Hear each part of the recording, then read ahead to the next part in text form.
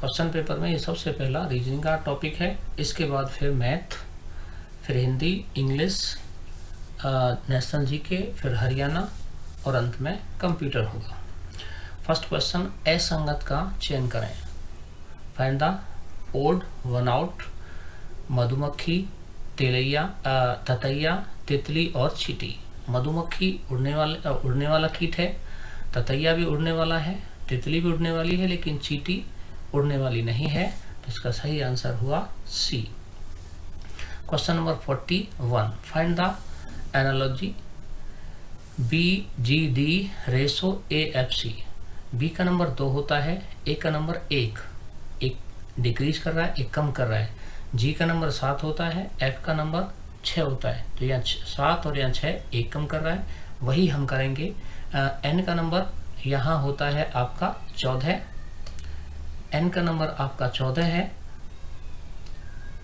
तो 14 का एक कम करेंगे तो आपका हो जाएगा 13, और 13 होता है एम।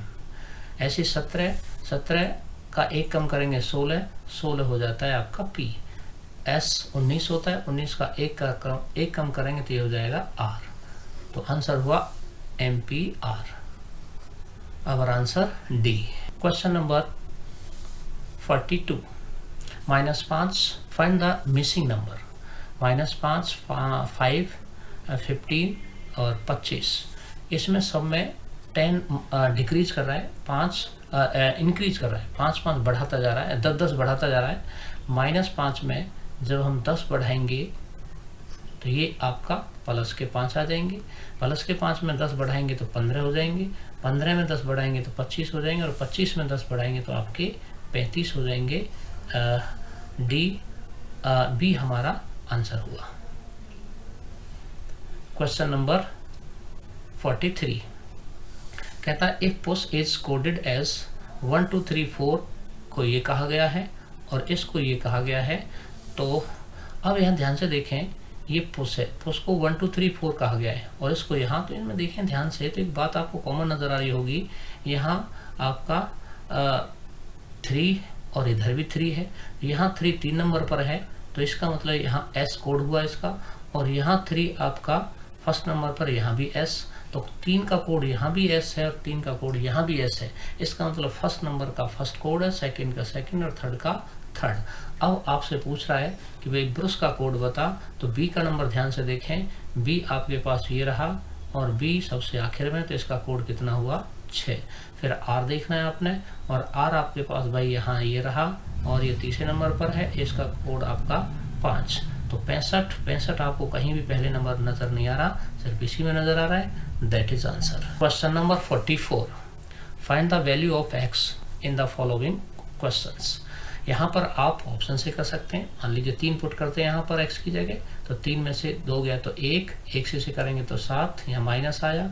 यहाँ पर आपके पास x की वैल्यू 3 मानी आपने, तो 3 3 9 में से 4 गए तो आपके बचे 5 8 40, और 40 किसके हो जाएंगे, माइनस के, और माइनस के क्या हो जाएगा प्लस, 40 और 7 47। ऐसे कर सकते हैं, या फिर आप इसे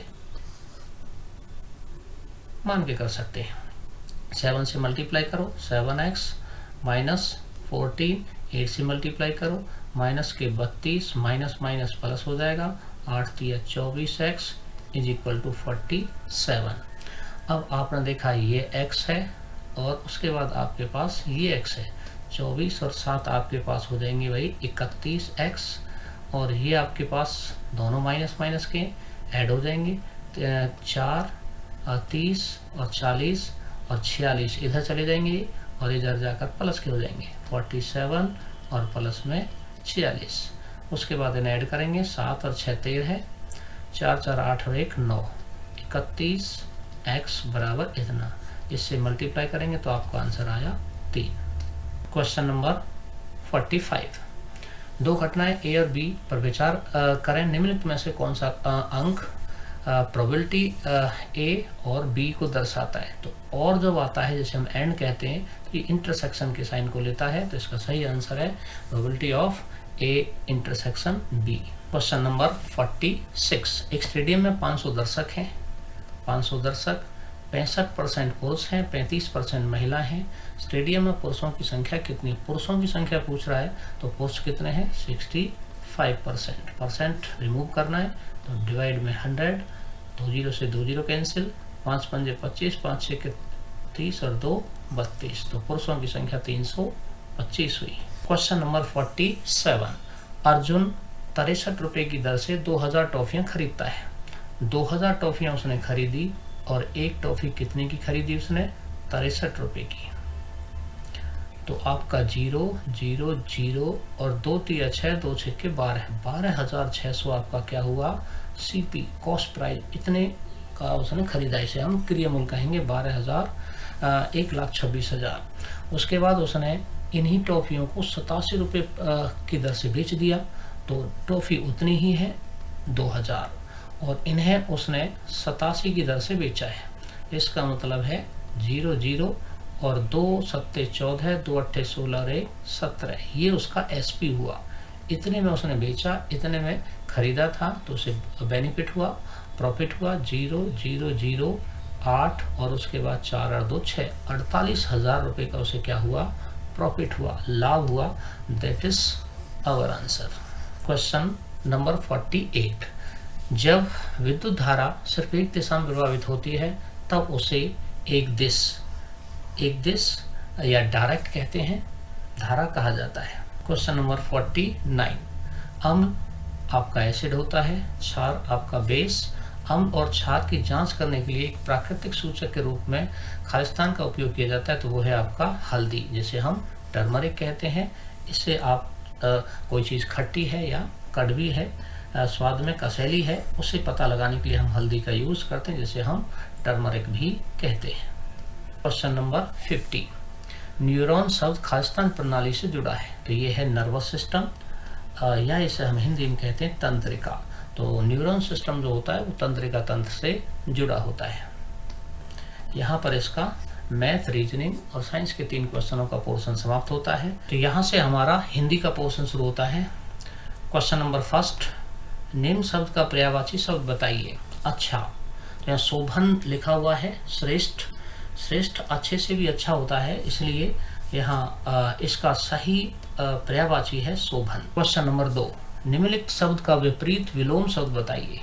सगुण, स माने होता है अच्छा, गुण माने गुण, तो जिसमें अच्छा गुण हो उसे कहते हैं सगुण।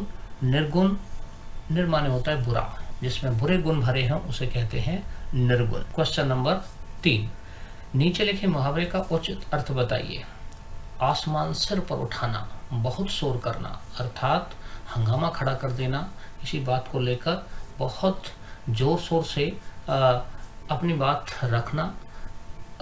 आसमान सिर पर उठाने का मीन्स हुआ बहुत शोर करना। क्वेश्चन नंबर 4, नीचे लिखे शब्द का बहुवचन बनाएं। बहुवचन एक चीज के ज्यादा, चम्मच एक होती है, चम्मचें, चमचो, चम्मचो ये कुछ नहीं होता, चमचे भी कुछ ना होता, चम्मच भी ये अपने आप में एक वही हुआ, एक वचन, तो ये बहुवचन पूछ रहा है, जिसका सही आंसर सी हुआ।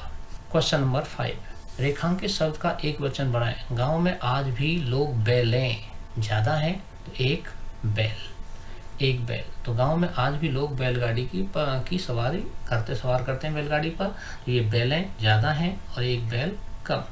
यहाँ से हमारा इंग्लिश का पोर्शन शुरू होता है। Question number 6, plunge dash is the synonyms of the plunge, तो प्लंज का सिनोनिम्स बताना है। प्लंज का मीन्स होता है डुबकी लगाना या फिर प्रवेश करना, गोता लगाना, ये इसकी मीनिंग है। तो इसका सिनोनिम्स हुआ डाइव। डाइव का मतलब भी डुबकी लगाना होता है, गोता लगाना होता है। उसके बाद फिट, फिट का मतलब होता है योग, उपयुक्त या उचित या माकूल, कहते हैं ना माकूल जवाब दिया उसने, या काम का या लायक। ऐसे थ्रो, थ्रो होता है फेंकना और कैच होता है पकड़ना। Question number 6, dash is the antonyms of the imitation, तो इमिटेशन का मतलब होता है नकली या कृत्रिम या अनुकृति, मतलब कोई कृति है उसकी दूसरी बना देना, ये इसकी मीनिंग हुई। अब इसका एंटोनिम्स पूछ रहा है, तो एंटोनिम्स का मतलब होता है आपका अपोजिट, तो इसका एंटोनिम्स है जेन्युइन, तो इसका मतलब होता है वास्तविक, अर्थात जो नकली है वो नकली चीज़ नहीं है, वो वास्तविक चीज़ है। यथार्थ कह सकते हैं, खराबी कह सकते हैं, एक कृत्रिम भी कह सकते हैं, असली भी कह सकते हैं, मूल भी कह सकते हैं। तो इसकी ये मीनिंग हुई। और उसके बाद फिर कहता है बेनिफिट। तो बेनिफिट आप जानते ही हैं, फ़ायदा को कहते हैं, लाभ को कहते हैं। एडवांटेज भी बेनिफिट का ही सिनोनिम्स है, वो भी लाभ या फ़ायदा है। उसके बाद है रिजेंबल। रिजेंबल का मतलब है कोई चीज़ किसी के सादृश्य या समान, उपमान या किसी चीज़ के समान। Question number 8, identify the meaning of the idiom burn the midnight oil. इसका मतलब ये एक मुहावरा है और इस मुहावरे का अर्थ है रात की नींद हराम करना। इस तरह से हम कह सकते हैं इस बात को। तो इस तरह आपकी ई मीनिंग निकलती, स्टे अवेक एंड वर्क और study late into the night. अर्थात अपने आप को लगातार जगाए रखना और लेट नाइट तक काम करते रहना। Question number 9, the sentence given below may contain one or more mistake. Identify the correct sentence. When I wore hair jacket, past tense है। Every told, past, that is looked good on me। अब ये कहना चाह रहा है कि भाई इसमें से कुछ गलतियां हैं, उन गलतियों को निकाली, कौन सी गलती इसमें हो सकती है, ऐसा ये कुछ कहना चाह रहा है। उसने कहा भाई when I wore her jacket, Harsh लिखा है।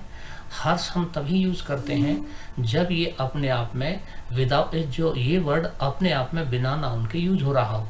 अब इसके पीछे तो क्या है, जैकेट है, तो हर्ष जैकेट कभी भी नहीं कह सकते, हर जैकेट कहेंगे। पहली गलती तो आपको ये मिली। तो ये जैकेट जो आपका शब्द है ये नाउन है और नाउन के ऊपर हम नॉमिनेटिव केस लगा सकते हैं। जैसे आपका माई है, अवर है, यूअर है, हिज है, हर है, इनको यूज कर सकते हैं। हर्स को, अवर्स को, यूअर्स को, इट्स को ऐसे यूज नहीं कर सकते, उन्हें केवल हम अकेले यूज करते हैं। एक गलती तो आपको यहाँ मिलती है। उसके बाद कहता है टोल्ड। टोल्ड कह रहा है यहाँ पर ये, तो एवरी टोल्ड ना कहकर हम कहेंगे एवरी वन सेड। सभी ने कहा, बताया थोड़ी उसने, एवरीवन सेड, सभी ने कहा कि it looked good on me. तो उसके बाद आपका बाकी का सारा टेंस सही है। तो इसमें सही आंसर आपका, एक तो गलती थी आपकी हर्ष की और दूसरी आपकी टोल्ड की, तो सही आंसर आपका भी हुआ। Question number 10, complete the sentence by choosing the correct form of the verb given in brackets. He was dash bite by skull. अब यहाँ पर देखें ध्यान से, तो अब आपसे पूछ रहा है भाई इनमें से कौन सा होना चाहिए। तो बाइट, वॉज के साथ बाइट का यूज होगा नहीं, बिट इसका भी यूज नहीं होगा। अब यहाँ पर कहता है he was dash bite by mistake. इस बाय से आपको ये समझ में आ रहा है कि ये पैसिव वॉइस का टेंस है, तो इसका सीधा सीधा मतलब हुआ बिटन। ये थर्ड फॉर्मूला है, he was bitten by snake, उसे सांप के द्वारा काटा गया था। Question number 11, the political integration of princely state in India was largely. यहाँ पर ये कहना चाह रहा है कि भारत में रियासतों के राजनीतिक एकीकरण का श्रेय काफ़ी हद तक खालिस्तान को दिया जाता है। ठीक है, काफ़ी हद तक आट्रीब्यूटेड। क्वेश्चन नंबर 11, भारत में रियासतों के राजनीतिक एकीकरण का श्रेय काफ़ी हद तक खालिस्तान को दिया जाता है। तो वो है सरदार वल्लभ भाई पटेल। इसी कारण इन्हें लौह पुरुष कहा जाता है। ये गुजराती थे, भारत के पहले गृह मंत्री, होम मिनिस्टर और भारत के पहले वाइस पीएम, उप प्रधानमंत्री सरदार वल्लभ भाई पटेल थे। डैश स्वास्थ्य मंत्रालय ने आग्रह किया है कि देश में ई सिगरेट के निर्माण और बिक्री पर प्रतिबंध लगाने के लिए कानून बनाया जाए। तो इसमें ये किस मंत्रालय ने किया है, तो उसका नाम है वाणिज्य और उद्योग मंत्रालय, मिनिस्ट्री ऑफ कॉमर्स इंडस्ट्रीज ने ये कहा है कि भाई ई सिगरेट पर प्रतिबंध लगाया जाए पूर्ण रूप से। क्वेश्चन नंबर 13, देश की सबसे बड़ी अंतर्देशीय खारे पानी की झील सांभर। खारे पानी की झील खालिस्तान में है, तो ये राजस्थान में है सांभर झील। और चिल्का झील आपकी उड़ीसा में है, जिसे लेगून झील के नाम से भी जाना जाता है। क्वेश्चन नंबर 14, लोकसभा के पीठासीन अधिकारी कौन। तो लोकसभा का अध्यक्ष पीठासीन अधिकारी कहलाता है। लोकसभा का जो अध्यक्ष होता है वो आज वर्तमान में, लोकसभा का जो अध्यक्ष है आज वर्तमान में ओम बिरला है। राजस्थान के निवासी हैं ओम बिरला। क्वेश्चन नंबर 15, अर्थशास्त्र के लेखक होने का श्रेय किसे दिया जाता है? तो अर्थशास्त्र लिखी थी चाणक्य ने, जो चंद्रगुप्त मौर्य के प्रधानमंत्री थे, सलाहकार थे, और इन्हीं की वजह से इन्हें राज भोगने का मौका मिला। तो मौर्य वंश के संस्थापक चंद्रगुप्त मौर्य। 1526 में बाबर और इब्राहिम लोदी के बीच मशहूर लड़ाई खालिस्तान में लड़ी गई। तो इस लड़ाई का नाम था पानीपत की प्रथम लड़ाई, फर्स्ट बैटल ऑफ पानीपत। इसमें इब्राहिम लोदी और बाबर के बीच संघर्ष हुआ। बाबर अफगानिस्तान का शासक था और इब्राहिम लोदी वंश का अंतिम शासक था, जिसमें इब्राहिम लोदी हारा और बाबर के द्वारा मारा गया। बाबर ने फिर इब्राहिम लोदी का मकबरा पानीपत में ही बनवाया था। क्वेश्चन नंबर 17, हरियाणा के किस मुख्यमंत्री को भारत का प्रधानमंत्री बनने का मौका मिला या बनाया गया? तो उसका नाम था चौधरी देवीलाल। चौधरी देवीलाल 1989 से और 1991 तक देश के उप प्रधानमंत्री रहे। इनकी समाधि दिल्ली के किसान घाट में है, जहां चौधरी चरण सिंह की समाधि है। ये हरियाणा के 2-2 साल के लिए 2 बार मुख्यमंत्री रहे, 1977 से और 1979 तक, 1987 से 1989 तक 2 बार 2-2 साल के लिए हरियाणा के मुख्यमंत्री रहे और 2 बार ही ये देश के उप प्रधानमंत्री रहे, जिनका नाम था चौधरी देवीलाल। तो इनका जन्म सिरसा के रानिया जिले में हुआ था। क्वेश्चन नंबर 18, मद्य निषेध शराब पर पाबंदी। मद्य निषेध के संबंध में 1 जुलाई 1996 को अध्यादेश पारित किया गया था। बाद में से खालिस्तान को वापस ले लिया गया था, तो वो लिया था 1 अप्रैल 1998। ये हरियाणा में चौधरी बंसीलाल का शासन था। उन्होंने घोषणा की कि हरियाणा से शराबबंदी की जाएगी और उन्होंने ऐसा किया भी। 1 जुलाई 1996 को शराबबंदी लागू की गई और 1 अप्रैल 1998 को उसे वापस ले लिया गया। चौधरी बंसीलाल जन्मे थे भिवानी में, गोलागढ़ गांव में, और इन्हीं को लौह पुरुष कहा जाता है और इन्हीं को हरियाणा का वास्तुकार भी कहा जाता है। क्वेश्चन नंबर 19, 7 अक्टूबर 2019 तक हरियाणा और पंजाब उच्च न्यायालय के वर्तमान मुख्यमंत्री कौन थे? तो माननीय श्री न्यायमूर्ति रविशंकर झा। न्यायाधीश कौन थे? मुख्य न्यायाधीश।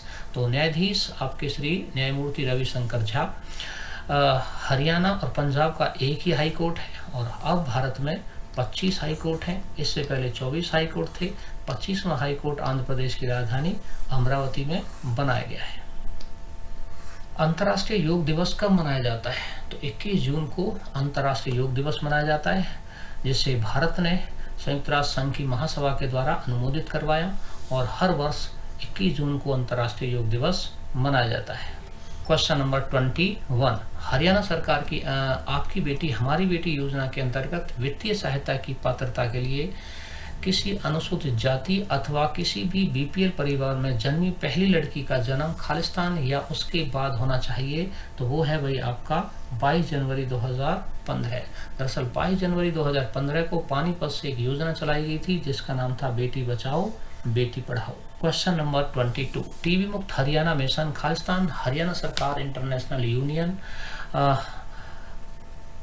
Against tuberculosis and lung disease और केंद्रीय स्वास्थ्य और परिवार कल्याण मंत्रालय भारत सरकार के केंद्रीय टीबी विभाग के बीच एक सहयोगी प्रयास है। तो ये है मेदांता द मेडिसिटी। ये इन्होंने मिलकर घोषणा की है कि भाई हरियाणा को टीबी मुक्त किया जाएगा।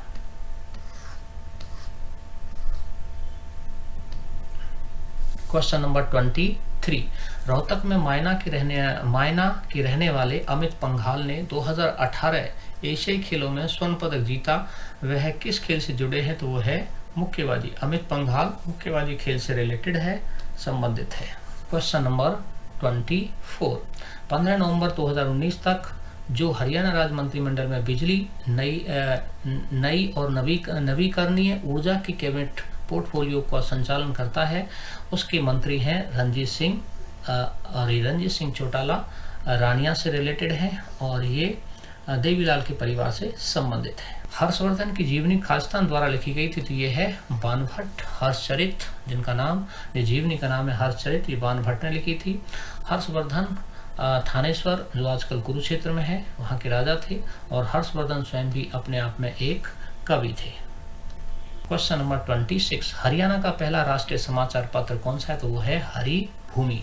हरियाणा का पहला राष्ट्रीय समाचार पत्र की बात कर रहा है ये, तो हरियाणा का राष्ट्रीय समाचार पत्र हरिभूमि है। और हिंदी का समाचार पत्र की बात करें तो वो Jain Prakash. Question number 27, Kargil cartoon feature से जुड़े हरियाणा के कार्टूनिस्ट हैं शेखर गुरेरा, जिनका देहांत हो चुका है।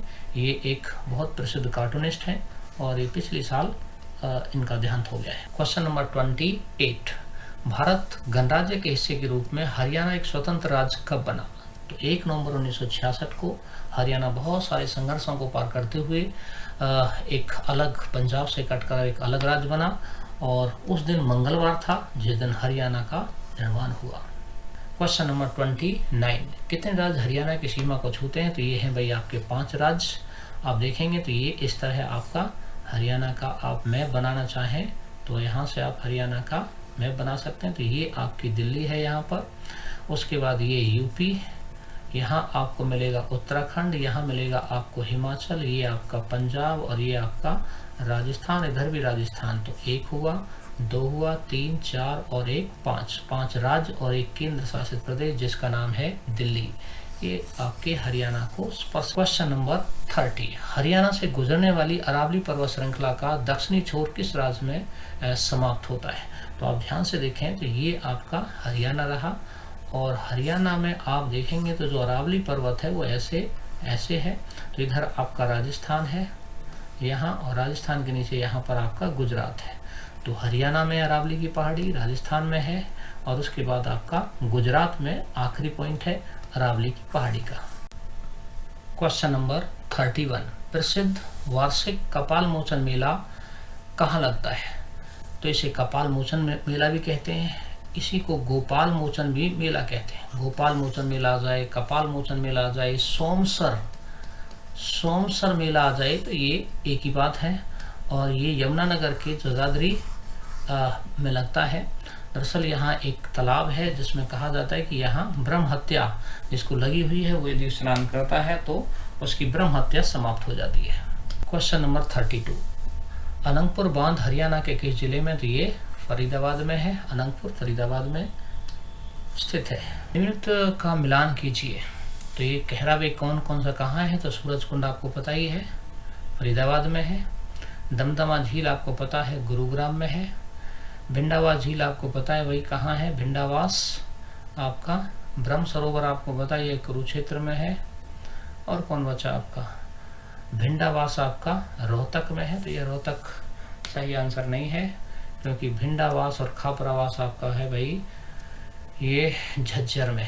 तो इसका सही आंसर यहाँ पर झज्जर होना चाहिए था, तो ये रोहतक गलत है, यहाँ है भी नहीं कहीं। ठीक है, तो ध्यान रखना है आपका भिंडावास और खापरावास 2 हैं।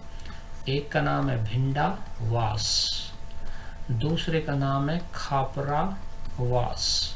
ये दोनों ही झील है झज्जर में। ठीक है, तो झज्जर यदि है तो ठीक, नहीं तो नहीं। तो इसका सही आंसर शायद बैठेगा नहीं, तो इसलिए आप याद रखें कि भाई वैसे बताता हूँ मैं आपको। सूरजकुंड आपकी फरीदाबाद में है, और ब्रह्म सरोवर आपका वही कुरुक्षेत्र में है। दमदमा झील आपकी गुरुग्राम में है, और भिंडावास झील आपकी वही कहाँ है? वो है झज्जर में। ठीक है, झज्जर में आपकी भिंडावास झील है। खापरावास भी कहाँ मिलेगी?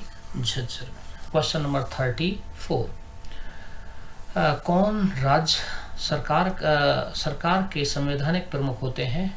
कौन राज्य सरकार के ये कह रहा है कौन राज्य सरकार के संवैधानिक प्रमुख होते हैं? तो who is constitutional head of the state government? तो वो होता है राज्य का राज्यपाल। देश का संवैधानिक प्रमुख मुखिया होता है राष्ट्रपति, प्रेसिडेंट ऑफ इंडिया। और राज्य का, हर राज्य का जो संवैधानिक मुखिया है कॉन्स्टिट्यूशनल हेड है, उसको कहते हैं राज्यपाल। हरियाणा के वर्तमान राज्यपाल कौन है? तो दिए है सत्यदेव नारायण आर्य, ये हमारे वर्तमान में राज्यपाल हैं। Question number 36, dash is the process of copying a file to the CD ROM? Dash एक फाइल को CD रोम में कॉपी करने की प्रक्रिया है बर्निंग। इसे बर्निंग कहते हैं। जब हम फाइल में कोई चीज़ कॉपी कर देते हैं तो उसे आप बर्निंग कहेंगे। क्वेश्चन नंबर 37, हरियाणा के किस जिले को धान का कटोरा कहते हैं? तो ये है आपका करनाल। करनाल आप देखेंगे तो ये आपका हरियाणा ऐसे, तो यहाँ आपको मिलेगा दिल्ली, दिल्ली के ऊपर यहाँ पर सोनीपत, फिर पानीपत और यहाँ करनाल है। करनाल को धान का कटोरा कहते हैं, हरियाणा का पेरिस कहते हैं, कर्ण सिटी कहते हैं, कल्पना चावला सिटी कहते हैं, ग्रीन सिटी कहते हैं। और ये आपकी फरीदाबाद और करनाल दोनों ही स्मार्ट सिटी में भी काउंट होती है। करनाल अपने आप में एक नगर निगम भी है। क्वेश्चन नंबर 38, हरियाणा में एटलस साइकिल का निर्माण कहाँ होता है? तो ये सोनीपत में, इसे हम सोनप्रस्थ के नाम से जानते हैं। और ये वही गांव है जिसे पांडवों ने 5 गांव मांगे थे, उसमें ये सोनप्रस्थ भी शामिल था। इसे सोने का शहर भी कहते हैं, सोनप्रस्थ कहते हैं, गोल्डन नगरी कहते हैं, या फिर इसे हम गोल्डन सिटी कहते हैं। और कमाल की बात यह है कि ये जो सोनीपत है, सोनीपत खुम्बी का शहर भी कहा जाता है। सबसे ज़्यादा हरियाणा में खुम्बी, मशरूम जिसे कहते हैं, वो सोनीपत में ही उगाई जाती है। क्वेश्चन नंबर 39, बाटा जूता विनिर्माण का कारखाना हरियाणा के फरीदाबाद में है। तो हरियाणा के जो मेन औद्योगिक सिटी या कहें डिस्ट्रिक्ट हैं, तो उसमें एक फरीदाबाद मेन डिस्ट्रिक्ट है। यहाँ पर दुनिया की टॉप कंपनियाँ स्टैब्लिश हैं। बाबा फरीद के नाम से इसे बसाया गया था, जिसे कहते हैं हम फरीदाबाद। हरियाणा का सबसे ऊंचा झंडा कहीं लहरा रहा है तो वो फरीदाबाद में ही है, 12 सेक्टर। और हड्डियों से रिलेटेड कहीं आपको कुछ मिलेगा सजावट का सामान, तो वो फरीदाबाद में ही है। तो दोस्तों, आपका ये पेपर समाप्त होता है यहीं पर। तो स्टूडेंट, एक बुधवार को और एक रविवार को मैंने सोचा आपके लिए लाइव क्लास चलाई जाए। और ये लाइव क्लास आपकी 2 घंटे की रहेगी, शाम 6 बजे से लेकर 8 बजे तक। सभी लाइव रहें उसमें।